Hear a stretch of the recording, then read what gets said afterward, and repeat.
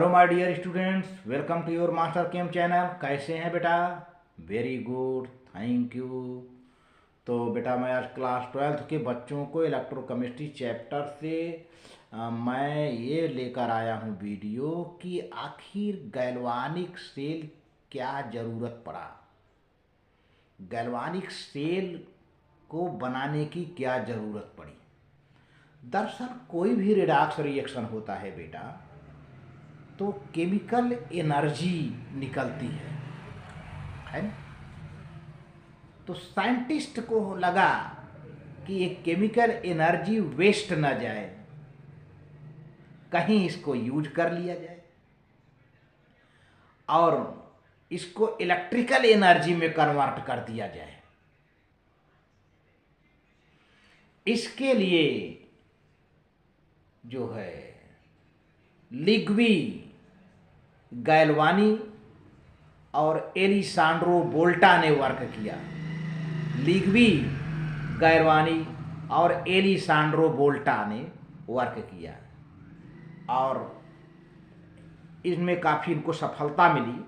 Redox reaction में जो chemical energy produce होता था उसको इलेक्ट्रिकल एनर्जी में इन्होंने कन्वर्ट कर दिया। हाँ, एक संशोधन करके साल्ट ब्रिज लगा करके। साल्ट ब्रिज क्यों लगानी पड़ी, हालांकि हम इस वीडियो में उसकी चर्चा नहीं करेंगे, लेकिन बता देंगे कि साल्ट ब्रिज करंट को प्रॉपर सप्लाई करने में सहयोग देता है। अगर साल्ट ब्रिज हम न लगाएं तो जिंक आयन की कंसंट्रेशन ये एनोड वाले कंटेनर में बढ़ जाएगा और सल्फेट आयन का कंसंट्रेशन कैथोड वाले कंटेनर में बढ़ जाएगा। तो इससे इस चीज़ से निपटने के लिए साल्ट ब्रिज की ज़रूरत पड़ी। हालांकि इसका डिटेल हम डिस्कशन करेंगे, है ना, बट यहाँ पर हमारा टॉपिक कुछ दूसरा है कि क्या ज़रूरत पड़ी गैल्वानिक सेल बनाने की, है ना। तो चलते हैं, देखते हैं। हाँ तो बेटा देखिए, सबसे पहले हम रिडॉक्स रिएक्शन से शुरुआत करते हैं। हालांकि रिडॉक्स रिएक्शन क्लास 12th के बच्चे 11th में पढ़ चुके हैं। रिडॉक्स रिएक्शन जब होता है तो बेटा हीट निकलता है, एनर्जी निकलती है केमिकल एनर्जी के रूप में। यहाँ पर पूरा फोकस है redox reaction chemical energy, redox reaction chemical energy. आखिर कौन सा उपाय करें कि हम केमिकल एनर्जी का कहीं इस्तेमाल कर लें, है ना। तो देखिए पहले फिर रिडॉक्स रिएक्शन क्या है, जिसमें ऑक्सीडेशन और रिडक्शन दोनों हो। The reaction in which oxidation and reduction are simultaneous, that reaction is called redox reaction। ये तो आप जानते ही हो। तो redox reaction is allowed when redox reaction is allowed in a single beaker, it is found that the solution becomes hot। तो ऐसा देखा जाता है कि सॉल्यूशन गर्म हो जाता है। गर्म क्यों हुआ भाई? हमने तो गर्म किया नहीं। तो गर्म हुआ क्यों? इसका मतलब कहीं न कहीं कोई एनर्जी का मामला है। वहां पर एनर्जी निकल रही है केमिकल, चूंकि केमिकल रिएक्शन हो रहा है, केमिकल रिएक्शन के कारण एनर्जी प्रोड्यूस हो रही है। The energy is produced due to chemical reaction, तो उसको केमिकल एनर्जी ही नाम दिया गया। तो देखिए अभी वहां पर एक एग्जाम्पल दिया जा रहा है, हमने यहाँ पर इलस्ट्रेट किया है डायग्राम बना करके। पहले तो हम जिंक राड की बात करेंगे, इसके बाद फिर हम कॉपर राड की बात करेंगे। और इलेक्ट्रोकेमिकल सीरीज हम डिस्कशन कर चुके हैं। तो when zinc rod is placed in copper sulphate solution, तो अकॉर्डिंग टू इलेक्ट्रोकेमिकल सीरीज बेटा zinc is more reactive than copper, है ना। तो when zinc rod is placed in copper sulphate solution the solution becomes hot, यानी copper sulphate का solution गर्म हो जाता है। As the reaction proceeds according to the equation, but ये लास्ट में चल करके कॉपर सल्फेट सॉल्यूशन नहीं रह जाता, कोई दूसरा सॉल्यूशन बन जाता है। देखा जाए तो ये कि कॉपर सल्फेट सॉल्यूशन नहीं गर्म होता है, बल्कि जो प्रोडक्ट में जो बना वो गर्म हो जाता है। देखिए जैसे जिंक है और कॉपर सल्फेट है, अब जिंक रिएक्शन कर गया तो जिंक सल्फेट बन गया और कॉपर अलग हो गया। अब धीरे धीरे जिंक पूरा, अब देखिए यहाँ पर ये जिंक का इस तरह से मेटल था, ऐसे हर जगह पूरा बराबर था, लेकिन नीचे आकर टेपर्ड हो गया, पॉइंटेड हो गया, यानी जिंक पूरा नीचे गिर जा रहा है। ये सॉरी, ये जिंक के जो कॉपर सल्फेट के सलूशन नहीं है, कॉपर सल्फेट पड़ा है, तो कॉपर सल्फेट से जिंक रिएक्शन करके जिंक सल्फेट बना लिया, जिंक सल्फेट बना लिया और कॉपर अलग हो गया, तो कॉपर नीचे बैठ जा रहा है। देख रहे हो ना, जिंक इसमें से कट कट करके सल्फेट से रिएक्शन करके जिंक सल्फेट बना लिया, बाकी कॉपर नीचे देखो बैठता जा रहा है। कॉपर के पार्टिकल्स हैं, ये सब कॉपर के पार्टिकल्स हैं, ये देख रहे हैं ना। रिएक्शन है, फिर से देख लीजिए, zinc plus copper sulphate equal to zinc sulphate plus copper. ये कॉपर गया कहाँ, यही देखो हरे कलर का जो दिख रहा है ना, ये कॉपर के पार्टिकल हैं, और जिंक कट कट करके थोड़ा होता जा रहा है, यानी जिंक रिएक्ट कर गया किससे, कॉपर सल्फेट से बना लिया, जिंक सल्फेट सलूशन में चला गया, वो जिंक सलूशन में चला गया जिंक सल्फेट के रूप में।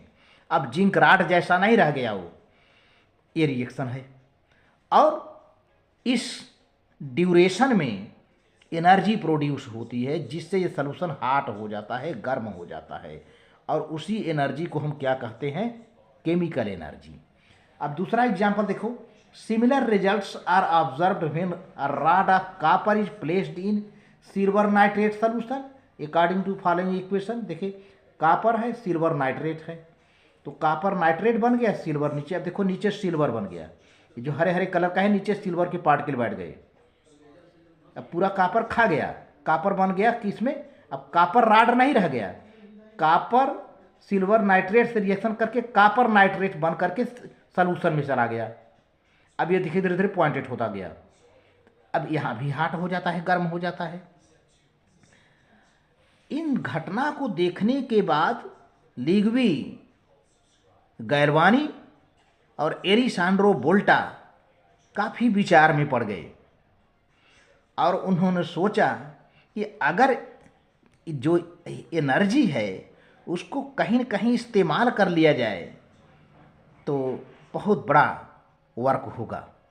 तो देखिए, अभी तो मैं शुरुआत कर रहा हूँ, इसके बाद देखिए अभी एक टिपिकल मैं डायग्राम भी बना करके आपको समझाऊंगा। तो चलते हैं आगे, देखते हैं क्या है।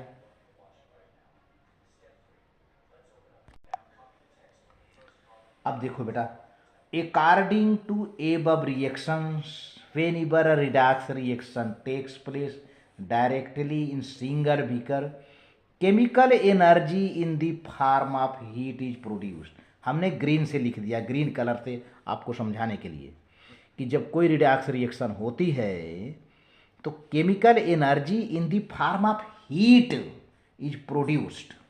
हीट के रूप में केमिकल एनर्जी प्रोड्यूस होती है, वो हीट है। एक्चुअली केमिकल एनर्जी इसलिए दिया गया कि केमिकल रिएक्शन वहाँ हो रहा है, रिडॉक्स रिएक्शन हो रहा है, तो केमिकल रिएक्शन के दौरान, केमिकल रिएक्शन के मीन वाइल जो एनर्जी प्रोड्यूस हो रही है, that is called chemical energy, और वह हीट के रूप में है। अच्छा, galvanic cell is a suitable device, is a suitable means, galvanic cell एक सुटेबल डिवाइस हुआ, एक उपाय बना, by which it is possible to bring about the redox reaction, और जिसमें रिडॉक्स रिएक्शन कराया गया, गैल्वानिक सेल एक उपाय बनाया गया, एक तरीका बनाया गया सेल के रूप में, और जिसमें रिडॉक्स रिएक्शन करा करके जो है केमिकल एनर्जी कन्वर्ट कर दिया गया इलेक्ट्रिकल एनर्जी में। यही गैल्वानिक सेल है। यानी गैल्वानिक सेल वह सेल है जिसमें रिडॉक्स रिएक्शन कराकर केमिकल एनर्जी को इलेक्ट्रिकल एनर्जी में कन्वर्ट कर दिया जाता है। क्या है गैल्वानिक सेल? गैल्वानिक सेल वह सेल है जिसमें रिडॉक्स रिएक्शन कराकर केमिकल एनर्जी को इलेक्ट्रिकल एनर्जी में चेंज कर दिया जाता है। ठीक है। अब इस सेल को बनाने में जो है योगदान रहा लिग्वी गैल्वानिक का, जो कि 1780 में बनाया, और इसी में इनका भी योगदान रहा एलिसांड्रो वोल्टा का, जो कि 1800 में उन्होंने वोल्टाइक सेल बनाया, इसी पर बेस था। तो देखिए यहाँ पर मैं हल्का सा बताऊंगा इलेक्ट्रोकेमिकल सेल। इलेक्ट्रोकेमिकल सेल है, अब इलेक्ट्रोकेमिकल सेल आ गया सामने। इलेक्ट्रोकेमिकल सेल कहिए या केमिकल सेल कहिए या गैल्वानिक सेल कहिए या वोल्टाइक सेल कहिए, ठीक है ना, तब एक ही बेस पर आधार बेस हैं। A device used to convert chemical energy produced in redox reaction into electrical energy is called an electrochemical cell।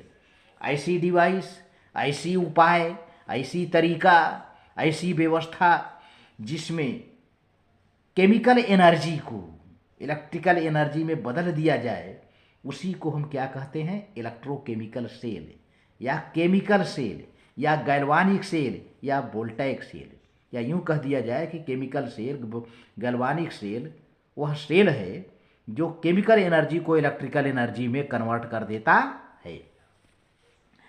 Chemical cell, it also called galvanic cell और voltaic cell. Luigi Galvani is 1780 and Alessandro Volta in 1800 were first scientists to perform experiments on the conversion of chemical energy into electrical energy।